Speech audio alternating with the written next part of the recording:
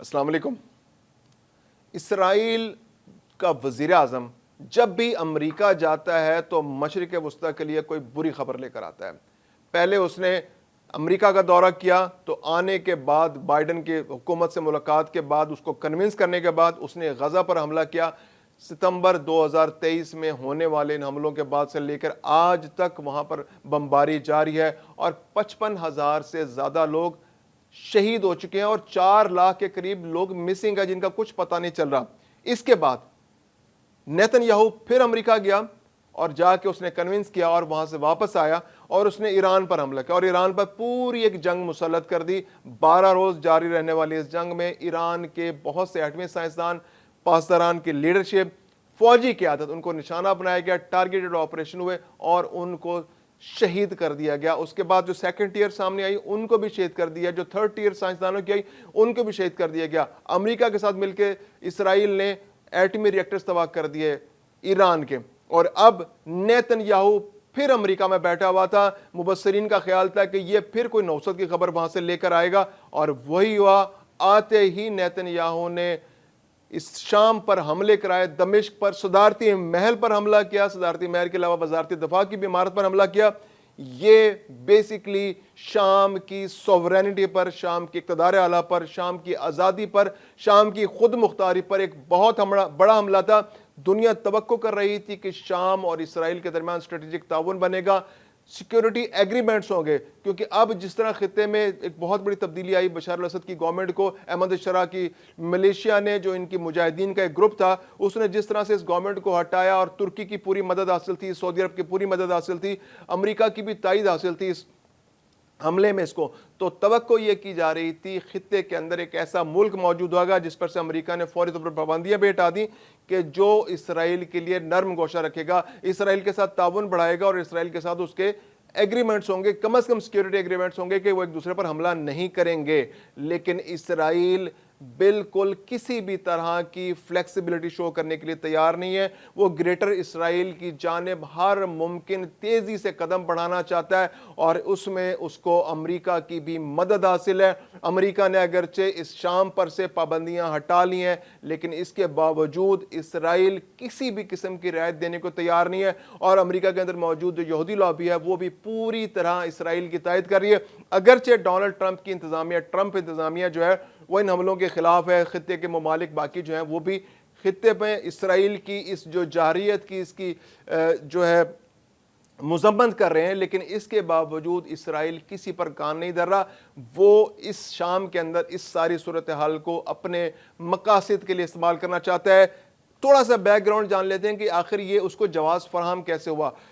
शाम का एक इलाका है स्वेद का, जहां पर दुरूज लोग रहते हैं। दुरूज जो है कोई एक मजहबी फिरका है जो अपने आप को मुसलमान नहीं कहता, लेकिन उनका ओरिजिन इस्लाम से ही है। ये फातिमी मुसलमान जो थे, जो असना अशरी से हट गए थे, अलहदा हो गए थे, उनका एक ग्रुप है। तो ये एक 10 से 12 लाख की एक आबादी है जिसका बड़ा हिस्सा जो है 5 से 6 लाख का शाम में मौजूद है, कुछ इसराइल के अंदर मौजूद है और कुछ लोग इनके लबनान के अंदर मौजूद हैं। ये अपने आप को मुसलमान नहीं कहते, ये इनका एक तसव्वुफ का अपना एक नेटवर्क है, ये अपने इनकी एक अपनी मलेशिया भी है। तो ये लोग बशर अल-असद के दौर में भी इनके साथ कुछ नरमी का रवैया, जिन सिविल वॉर थी तो बशर अल-असद की हुकूमत जिस तरह से अपने मुखालिफिन पर बमबारी करती थी और उन्होंने उनकी नस्लें तबाह कर दी, लाखों लोग उस बमबारी के नतीजे में शहीद हो गए, तो इनके साथ थोड़ा सा नरमी का रवैया रखा जाता। तो दरोज लोग जो हैं वो अपने इलाके में मौजूद रहे, अगरचे उनके अंदर से कुछ ग्रुप जो थे वो बशर अल-असद को पसंद नहीं करते थे, लेकिन जिस तरह से बाकी इलाकों पर बमबारी, बाकी शहरों पर बमबारी, जिस तरह से एयरफोर्स का इस्तेमाल हुआ, फौजें उतारी गई, तो वो उस सूरत हाल का सामना दरोज लोगों को नहीं करना पड़ा था।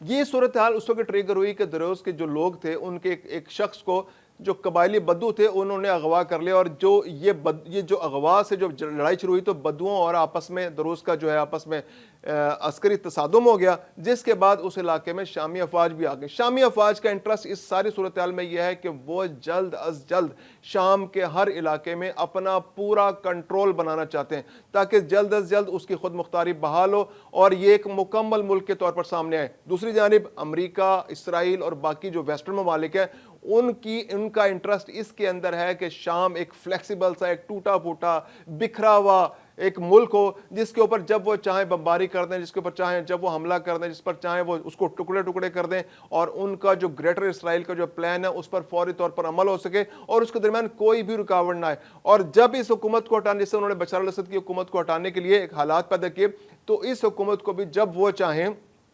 تو ہٹا دیں. لیکن یہ جو گورنمنٹ ہے احمد شرح کی گورنمنٹ, اس کے پڑوس میں جو ممالک ہیں وہ اس کے 2 سے 3 ممالک ایسے ہیں جو اس کی گورنمنٹ کو سٹیبل دیکھنا چاہتے ہیں. ترکی اس کا سب سے بڑا سپورٹر ہے, تو ترکی اس کی پشت پر ہے. اس کے علاوہ سعودی عرب کا انٹرسٹ بھی یہ ہے کہ احمد شرح کی جو حکومت ہے وہ اس علاقے میں موجود رہے, کیونکہ احمد شرح روس,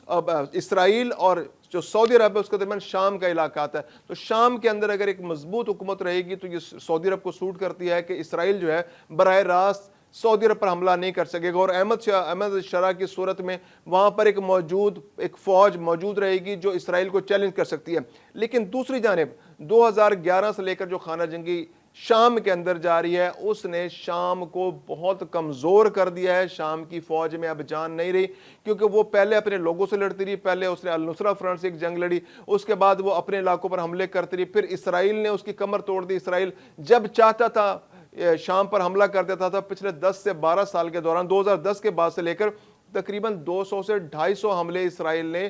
شام پر کیے ہیں, جس کے جواب میں شام کی فوج نے براہ راست کوئی جواب نہیں دیا. اگرچہ جو اس کی سپورٹیو ملیشیاز تھیں جیسے حزب اللہ تھی یا اس کے علاوہ کچھ چھوٹے چھوٹے گروپس تھے, انہوں نے انفرادی طور پر کچھ راکٹس اسرائیل کی جانب پھینکے, جو ان میں سے کچھ گولان کی پہاڑیوں میں گر گئے, یا کچھ نے اسرائیل کی سرحد پر جا کے کچھ تھوڑا بہت نقصان کیا, لیکن کوئی مؤثر کارروائی سیرین فوج کی, شام کی فوج کی جانب سے بشار الاسد کے دور میں بھی نہیں کی گئی. تو اب بھی جو احمد شرح کی جو حکومت ہے, احمد شرح کی حکومت میں چونکہ اس کی بیک پر مجاہدین اور انہوں نے بشار الاسد سے مجاہدین کے اس گروپ نے حکومت چھینی ہے, تو اس پر بہت زیادہ پریشر ہے اس وقت احمد شرح کی حکومت پر کہ وہ جو اسرائیل کے اس حملے کا کس طرح جواب دے, کیونکہ یہ کوئی پولیٹیکل گورنمنٹ اس طرح سے نہیں ہے, یہ ایک مجاہدین کے گروپ کی حکومت ہے. تو ان کے اوپر جو دباؤ ہے جو ودن دا اس گروپ کہ یہ ان کو جو جواز ملا تھا وہ جواز یہی تھا کہ انہوں نے اس خطے کے اندر اسلامی حکومت قائم کرنی ہے جو اسرائیل کے وجود کو خطرے میں ڈال سکے. تو اگر آج یہ حکومت کسی طرح بھی ریٹیلیٹ نہیں کرتی, کوئی جوابی کارروائی نہیں کرتی, تو اس کے پاس اپنی حکومت کو قائم رکھنے کا کوئی جواز نہیں رہے گا. دروز پہلے ہی ان کو پسند نہیں کرتے, دروز السوید کا جو علاقہ ہے اس کے اندر جو خانہ جنگی ہوئی ہے, شام کی حکومت نے اس وقت مؤثر ایک سمجھداری کا مظاہرہ کرتے ہوئے السوید کے علاقے میں تو خانہ جنگی کر دی ہے. جو ان کا جو پولیٹیکل لوگ تھے ان کے ساتھ ان کی بات چیت ہوئی ہے, اور اس بات چیت کے نتیجے میں ایک خانہ جنگی ہوگی اور اب وہاں سے شامی فوجیں واپس آ رہی ہیں. لیکن جو وہاں پر ملیشیا ہے وہ ملیشیا اب بھی خانہ جنگی جاری رکھنے پر اصرار ہے, اور انہوں نے کہا ہے کہ ہماری طرف سے جنگ ختم نہیں ہوئی, ہم اس جنگ کو جاری رکھیں گے, اور یہ جنگ اس وقت تک جاری رہے گی جب تک ہم اپنی خود مختاری کی طرف قدم نہیں بڑھا دیتے. تو اس وقت اسرائیل کا انٹرسٹ یہ ہے کہ شام کے اندر خانہ جنگی دوبارہ شروع ہو جائے, شام کی حکومت یا تو جنگ کی طرف آ جائے. اور اس وقت جو شام کے پاس آپشنز یہی موجود ہیں کہ احمد شرح کے پاس نہ تو راکٹس ہیں, نہ اس طرح سے اس کے پاس ایئر فورس ہے کہ جو اسرائیل کے خلاف جوابی کارروائی کر سکے, نہ اس کے پاس میزائل ٹیکنالوجی ہے. اس کے پاس صرف اور صرف افرادی قوت موجود ہے, اس کے پاس مجاہدین موجود ہیں. اگر کسی وجہ سے یہ مجاہدین اس جانب کا رخ کر لیتے ہیں تو اسرائیل کو ان کو ٹیکل کرنا کافی مشکل ہو جائے گا, ایک بہت بڑی جنگ کی صورت پیدا ہو سکتی ہے. اور یہ ایک ایسی جنگ ہوگی جس کے اندر نہ چاہتے ہوئے بھی بہت سے ممالک شامل ہو جائیں گے. عرب ممالک شام کو اکیلا نہیں چھوڑ سکتے, یہ ان کی مجبوری ہے. اس کے علاوہ ترکی نے شام کا ہر صورت میں ساتھ دینا ہے, کیونکہ اگر آج شام کی احمد شرح کی حکومت کا ساتھ نہیں دیتی تو کل کوئی بھی گروپ ترکی, سعودی عرب یا کسی دوسرے عرب ملک کے کہنے پر اسلحہ نہیں اٹھائے گا اور اسرائیل کے خلاف اکٹھا نہیں ہوگا. اور ایران کے اس موقف کو بھی تائید ملے گی کہ بشار الاسد کی جو گورنمنٹ تھی وہ زیادہ مؤثر تھی, اس کو غلط طور پر ہٹایا گیا کیونکہ وہ اسرائیل کے لیے تھریٹ تھی, اور یہ لوگ تو آتے ہی اسرائیل کے سامنے بالکل لیٹ گئے اور انہوں نے کوئی ریٹیلیٹ نہیں کیا. تو احمد شرح کی جو حکومت ہے, جو احمد شرح کی جو فوج ہے, احمد شرح کا جو گروپ ہے, اس پر بہت زیادہ دباؤ ہے کہ وہ اسرائیل کے خلاف فوجی کارروائی کریں, کسی بھی قسم کی کارروائی کریں. خاموشی ان کی جانب سے اختیار کی گئی ہے, مذمت کی گئی ہے, دوست ممالک سے کہا گیا ہے, یو این سے کہا گیا ہے کہ وہ اسرائیل کو اس جاریے سے دور رکھیں. تو اس وقت احمد شرح پر دباؤ بہت زیادہ ہے کہ وہ کس طرح سے اسرائیل کے اس حملے کا جواب دیں گے, کیونکہ اسرائیل نے احمد شرح کے گھر پر حملہ کیا ہے, صدارتی محل پر حملہ کیا ہے, وزارت دفاع پر حملہ کیا ہے, اور ایک نیو نارمل جیسے بھارت جو انہوں نے غزہ کے معاملے میں کیا تھا، اور بھارت ہمارے ساتھ نیو نارمل طے کرنا چاہتا تھا کہ نیو نارمل آج کا یہ ہے کہ اسرائیل جب چاہے گا سیریا کے کسی بھی علاقے، کسی بھی جگہ، کسی بھی مرکز پر حملہ کرے گا. اگر شام اس کا جواب نہیں دیتا تو یہ نیو نارمل پرسسٹ کر جائے گا.